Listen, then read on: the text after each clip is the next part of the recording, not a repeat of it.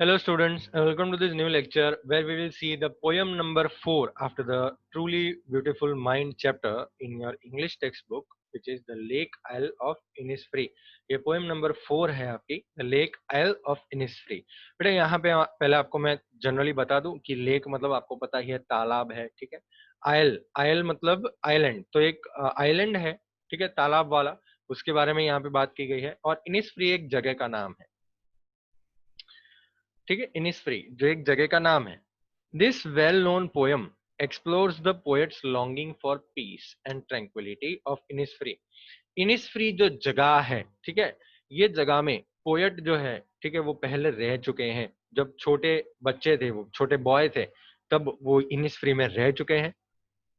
मतलब अब यहाँ अब कहीं और रहते होंगे, लेकिन वो इनिसफ्री में जो शांति थी, ठीक है, उनको बहुत ही शांति महसूस होती थी। ट्रैंक्विलिटी ट्रैंक्विलिटी मतलब उनको बहुत ही संतोष महसूस होता था उनको। तो इनिसफ्री में रहने में उनको बहुत ही मजा आता था। और शांति और जो संतोष था इनिसफ्री में, वो अभी याद कर रहे हैं। वो उनको यहाँ पे पोएम में वही देख रहे हैं हम। इनिसफ्री एक ऐसी जगह है जहाँ पे वो जब छोटे बच्चे थे तब बहुत सारा टाइम उन्होंने बिताया था। This poem is a lyric. बेटा लिरिक मतलब गाने का लिरिक्स होता है, तो ये एक हम बोल सकते हैं कि एक गाना ही है, ठीक है। This poem is a lyric, गाना ही पड़ेगा इसको। लेकिन हम गाने नहीं वाले हैं, वो आप गाएंगे। मैं आपको समझाने वाला हूँ ये poem. I will arise and go now and go to Innisfree. चलिए बढ़ते हैं पोएम पे। I will arise and go now and go to Innisfree. भाई यहाँ पे अराइज का मतलब क्या हो गया? अराइज का मतलब मैं अब खड़ा होऊंगा और अब जाने वाला हूँ। कहाँ पे जाने वाला हूँ? And go to Innisfree, Innisfree जाने वाला हूँ मैं। And a small cabin built there, और वहां पे मैं एक स्मॉल कैबिन बिल्ड करूंगा, एक स्मॉल कैबिन वहां पे मैं बनाऊंगा, ठीक है। एक छोटी सी कैबिन मतलब एक छोटा सा झोपड़ा जैसा, एक छोटा सा घर जैसा मैं बनाऊंगा वहां पे। Of clay and bottles made of clay. बेटा क्ले का मतलब क्या होता है? क्ले मतलब मट्टी, मिट्टी से वो एक घर बनाएंगे। और बैटल्स, बेटा बैटल्स का मतलब होता है फेंस, ठीक है। यहाँ पे आप देख सकते हैं twisted sticks for making fences या वॉल्स। तो मतलब ऐसे ऐसे ट्विस्टेड स्टिक्स होते हैं जिससे ये आप फैंस बना सकते हैं, ऐसे होते हैं, ठीक है। दो दो आप लकड़ियां ऐसे रखेंगे। अच्छा, ये मेरा कैमरा जो है थोड़ा स्टिक हो रहा है। दो आप लकड़ियां ऐसे रखेंगे, ठीक है, और दो लकड़ियां ऐसे रखेंगे ऊपर, तो फैंस बन जाता है, ठीक है। तो इसको हम बोलते हैं बॉटल्स। तो वो फैंस बनेंगे, मट्टी से घर बनाएंगे। 9 bean rows will I have there, और वहां पे खेती करेंगे, वो खेती करेंगे बीन्स की, ठीक है, छोटे छोटे बीन्स की खेती करेंगे वहां पे। 9 रोज ग्रो करेंगे, 9 रो, 1 2 3 4 5 6, 9 रोज ग्रो करेंगे वो। A hive for a honey bee, और वहां पे मुझे हनी बी का एक हाइव भी मिल जाएगा, और वहां से मुझे हनी मिलेगा, ठीक है। बी हाइव बोलते हैं ना जिसको। तो ये जो है वो खाने का बंदोबस्त हो गया, सेकेंड लाइन में रहने का बंदोबस्त हो गया। और and live alone in the bee loud glade, और जो आवाज आती रहेगी बीज की, ठीक है, वो जो मंडराती रहेंगी बीज, उसकी आवाज में मैं ओपन स्पेस में रहूंगा अकेला। रहने की जगह हो गई यहाँ पे। यहाँ पे खाने का बंदोबस्त हो गया, हनी और बीन जो बात की है। और थर्ड में बोले कि मैं शांति से अकेला, भले बी का आवाज है उसके अंदर, ओपन स्पेस में, ग्लेड का मतलब होता है ओपन स्पेस, ठीक है। तो ओपन स्पेस में मैं खुली जगहों में रहूंगा। And I shall have some peace there. अब यहाँ पे ये जो पूरा पैराग्राफ है ना बेटा, वो पैराग्राफ के अंदर उनको शांति कहाँ कहाँ कैसे कैसे मिलेगी वो बता रहे हैं हमको। तो and I shall have some peace there, मुझे वहां पे शांति मिलेगी। For peace comes dropping slow, peace जो है, शांति जो है, वो धीरे धीरे मुझ में आएगी, शांति आएगी, ठीक है। Dropping from the veils of the morning to where the cricket sings. Dropping from the veils, भाई व्हील्स मतलब पर्दा, व्हील्स मतलब पर्दा, वो जो पर्दा लगाते हैं ना, जो लेडीज होती है वो पर्दा रखाती है ना, तो उसको हम पर्दा बोलते हैं। लेकिन मॉर्निंग का थोड़ी ना पर्दा होता है। यहाँ पे व्हील्स ऑफ द मॉर्निंग मतलब क्लाउड्स बोल रहे हैं, ठीक है। Dropping from the veils of the morning, मतलब क्लाउड्स दिखेंगे मुझे मॉर्निंग में। और फिर क्रिकेट जो है वो गाना गाते हैं। क्रिकेट मतलब एक छोटा सा ग्रास हॉपर से थोड़ा छोटा होता है, ठीक है, जो अपनी आवाज जो है वो थोड़ी मधुर होती है, वो निकालता है। तो क्रिकेट जो है वो गाना गाएगा, उससे उनको शांति मिलेगी। वो बादल है, बादल जो घिरेंगी, बादल जो घिरेंगे मॉर्निंग में, उनसे उनको शांति मिलेगी। There is midnight all a glimmer, अब रात में, ठीक है, वो जो चमकते चमकते तारे हैं, ग्लिमर, ग्लिमर मतलब चमकना, तो जो चमकते चमकते तारे हैं उनसे उनको शांति मिलेगी। और दोपहर में पर्पल ग्लो, दोपहर में जो थोड़ा पर्पल ग्लो निकलेगा, पर्पल कलर निकलेगा, ठीक है, उसका जो ग्लो होगा उससे उनको शांति मिलेगी। And evenings full of linnets wings, linnets जो है वो एक टाइप का बर्ड है, ठीक है, a small brown grey bird with a short beak, छोटा सा ब्राउन कलर का और ग्रे कलर का बर्ड है, जिसकी चोंच जो होती है वो छोटी सी होती है। तो जो शाम है उनकी, ठीक है, वो it is full of linnets wings, मतलब जो बर्ड्स जा रहे होंगे, बर्ड्स यहाँ वहां जाएंगे, ठीक है, उनसे उनकी शाम बहुत ही शांत रहेगी, उनको उनको शांति मिलेगी। फिर से आया देखो, I will arrive and go now for always night and day, तो मैं खड़ा होऊंगा, मैं जाऊंगा, for always night and day, और सुबह रात दिन रात मुझे एक ही चीज सुनाई देती है, I hear the lake water lapping with low sound by the shore, तो मुझे एक ही आवाज सुनाई देती है और वो आवाज है लेक वाटर की, ठीक है, वहां पे जो तालाब था उसकी आवाज जो सुनाई देती है, विथ लो साउंड, बहुत ही कम साउंड, जो देखो पानी की आवाज जब पत्थर से टकराती है, जो आवाज निकलती है, उनसे उनको शांति मिलती है। तो दिन रात वो इस बारे में ही सोचते रहते हैं और उनको यही आवाज दिमाग में सुनाई देती है।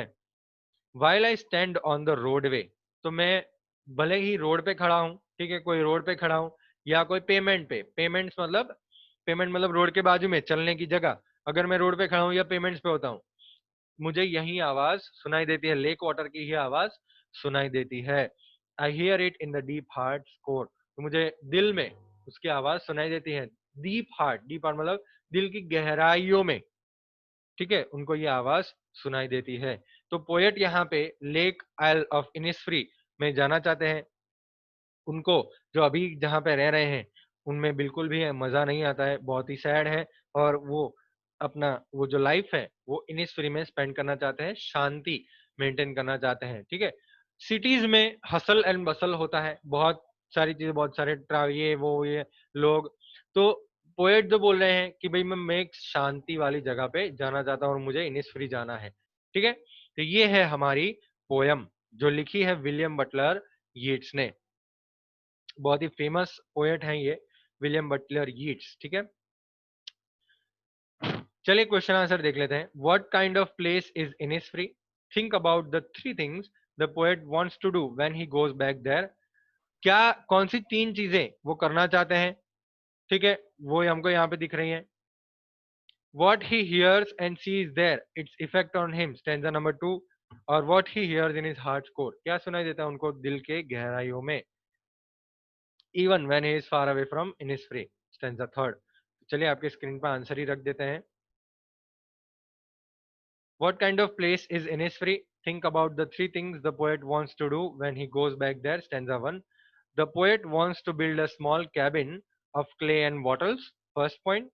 तीन चीजें क्या करना चाहते हैं, तो पहला चीज वो क्या करना चाहते हैं, वो एक छोटा सा कैबिन बनाना चाहते हैं जो क्ले से बनेंगे और उसके आजू बाजू बॉटल्स होंगे, मतलब फेंसिंग होगी।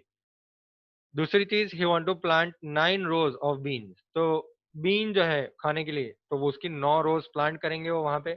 ही want to keep honey bees hive, तो वो हनी बीज का जो हाइव है उसमें जो शहद मिलेगा, तो वो हनी बीज का हाइव रखेंगे वहां पे, ठीक है। Second question, what he hears and sees there and its effect on him, तो वो क्या सुनेंगे, क्या देखेंगे और उसकी इफेक्ट क्या होगी, स्टैंजा नंबर 2 में।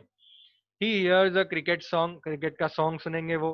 ही holds linnets flying in the sky, वो देखेंगे जो बर्ड्स जो हैं, लिनेट्स जो हैं वो वहां पे घूम रहे होंगे।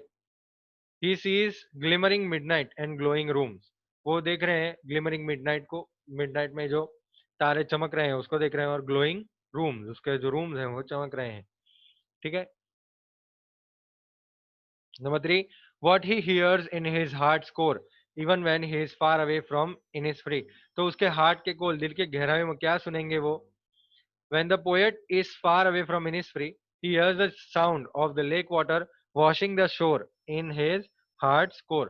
तो वो क्या साउंड सुनेंगे भाई? वो साउंड सुनेंगे लेक वाटर की, जो शोर पे टकरा रहे हैं, ठीक है? उनके दिल की गहराइयों में ये साउंड वो सुनेंगे. Next, by now you may have concluded that Innisfree is a simple natural place full of beauty and peace. How does the poet contrast it with when he now stands?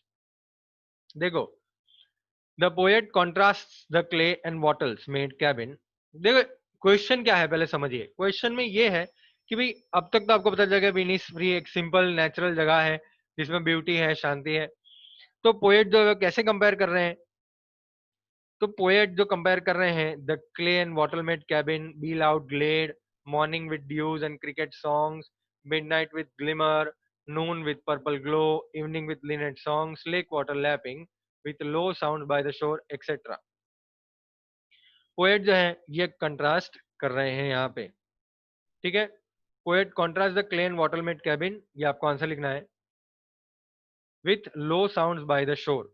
शोर का जो sound है उसके साथ वो contrast कर रहे हैं. ओके, चलिए. अच्छा, मैंने आपको टाइम नहीं दिया ये स्क्रीनशॉट खींचने के लिए, तो आप लिख लीजिए. मैं आपको टाइम देता हूँ. आंसर नंबर 1 पहले लिख दीजिए, आपके स्क्रीन पे आ गया होगा.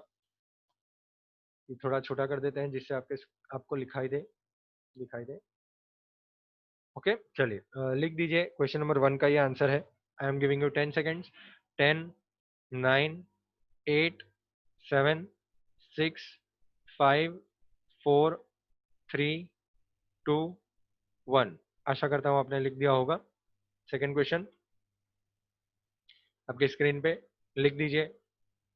10, 9, स्क्रीनशॉट खींच दीजिए, लिख दीजिए. 8, 7, 6, 5, 4, 3, 2, 1. Do you think Innisfree is only a place or a state of mind? Does the poet actually miss the place of his boyhood days? क्या आपको लगता है कि Innisfree एक्चुअली एक जगह है या फिर पोएट की बनाई हुई एक मनगढ़ंत जगह है? क्या पोएट उसके जो पुराने दिन हैं उसको मिस कर रहा है actually? Although Innisfree is the poet's boyhood haunt, it also represents his state of mind. भले ही Innisfree जो है वो पोएट की जो वो जो बचपन था, ठीक है, उसकी हॉन्ट. हॉन्ट मतलब वो चीज जब वो बचपन में था उसने देखी थी, वो अभी वो देखना चाहता है, उसको हम हॉन्ट बोलेंगे. It also represents is state of mind. तो ये भी हमको बताता है कि भाई उनका स्टेट ऑफ माइंड कैसा है, वो दिमाग उनका कैसा चल रहा है, उनके मन में क्या चल रहा है.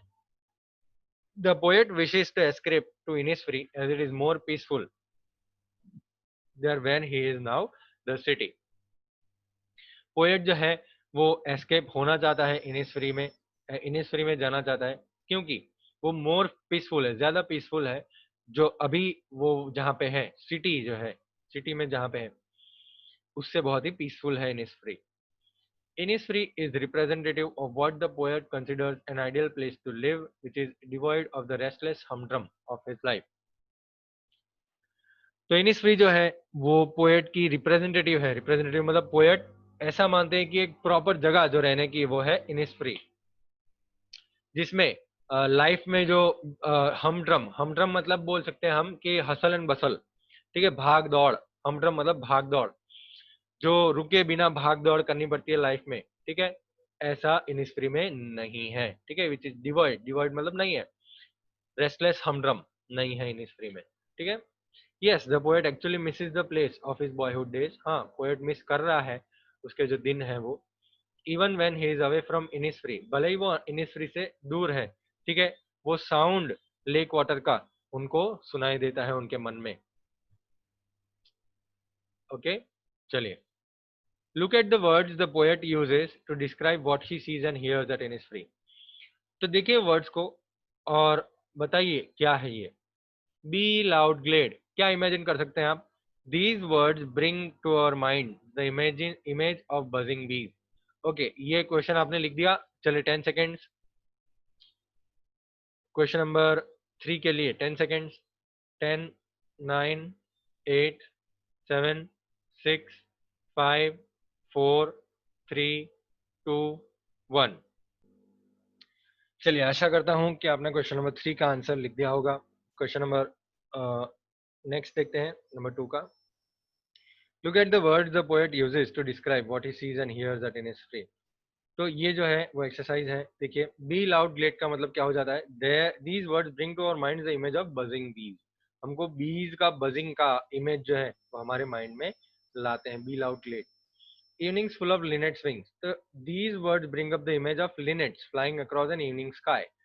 Evening sky, शाम के समय पे जो स्काई है उसमें लिनेट्स उड़ रहे हैं, उसका इमेज आपको दे रहे हैं।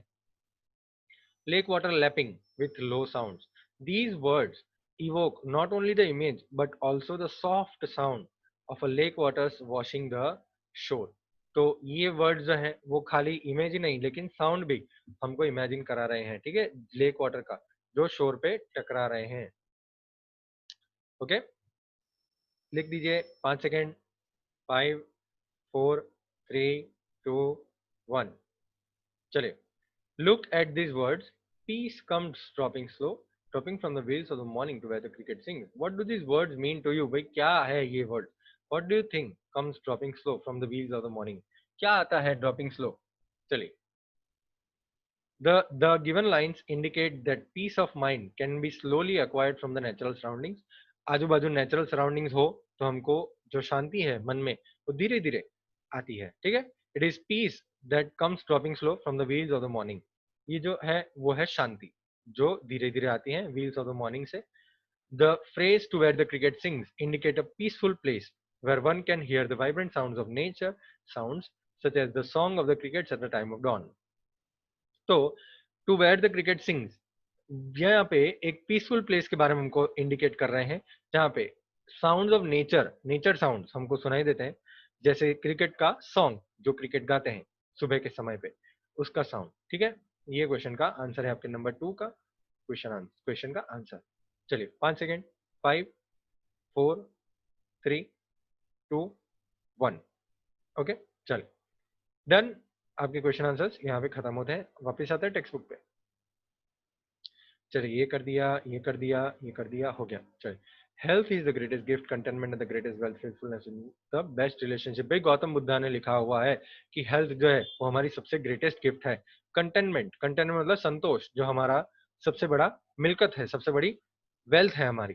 फेथफुलनेस, फेथफुलनेस मतलब वफादार रहना, वो सबसे अच्छी रिलेशनशिप है हमारी, ठीक है। गौतम बुद्धा ने लिखा है हमारा।